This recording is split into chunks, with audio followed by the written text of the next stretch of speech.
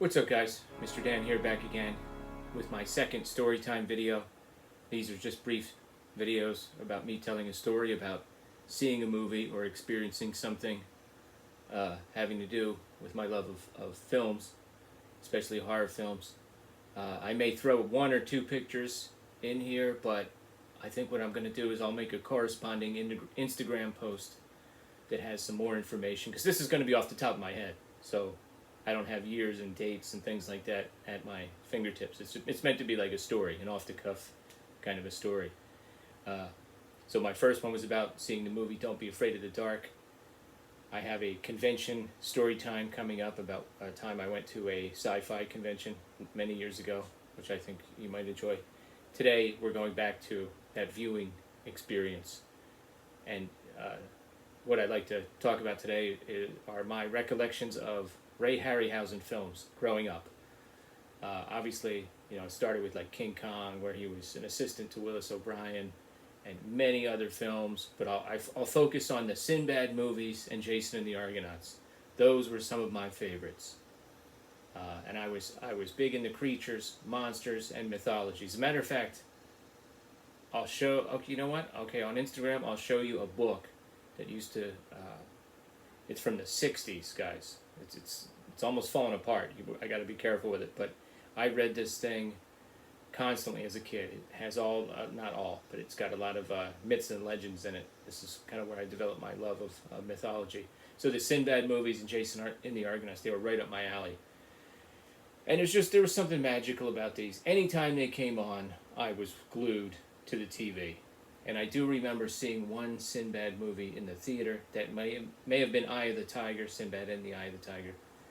I kind of made my dad take me. I remember like coming up a hill and getting ready to go down the hill, and the theater's like down the hill, and it says like 6:55 on the clock or something like that. And I'm like, it starts at 7, Dad. It starts at 7. He's like, all right, relax, we'll get there. I was so hyped for these movies. But yeah, anytime these movies came on, I mean, it was like mandatory viewing, especially Jason and the Argonauts. They were just so magical. You can go on YouTube and watch some compilations, some highlight videos of Ray Harryhausen stop motion, if you want to know what I'm talking about. But for example, in Jason and the Argonauts, you have like an evil wizard. There's like a hydra. He takes the teeth of the hydra, he plants them in the ground. Okay, and I love it. And Jason and his men are just watching all this. Like nobody, I guess they're just gonna wait. No one's going to attack. They're just gonna watch for a while. And he plants the teeth, and you see the ground start to like shake, and like there's something coming up. And one by one, these skeletons pop out of the ground. And every time they do, there's like these musical cues, and it's a Bernard Herrmann score, the guy that scored Psycho. So it's a great score. It's like doo doo doo doo, and then the skeleton comes up, doo doo doo doo, another one, and then each time a reaction shot of Jason, like, oh, what's going on here, and then back to the evil wizard, and he's like scowling, and it goes on and on.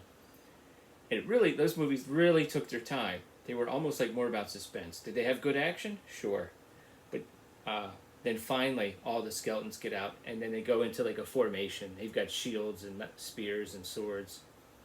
And they're mean and evil looking, They almost have like facial expressions, even though they're skeletons. And then like one of them apparently shrieks without a voice box, but whatever. And then they just attack, and it's a great fight. How do you fight a skeleton? They're stabbing it with a spear, and it's gone right through the rib cage. And finally, they change their tactics, and what a great battle. And of course, the scene with Talos. Watching the giant statue, watching that years later, I was amazed at how little action there was in that. It's more about the suspense and the build-up. I mean, how are you going to have an action scene with a giant statue and a bunch of men that he could step on? I mean, of course it's not going to be that long, but it was the build-up. Hercules, and I forget the name of the other guy, go in, they steal the treasure. The other guy realizes that they shouldn't be doing that, so he's like, put it back, Hercules. And Hercules is like, why?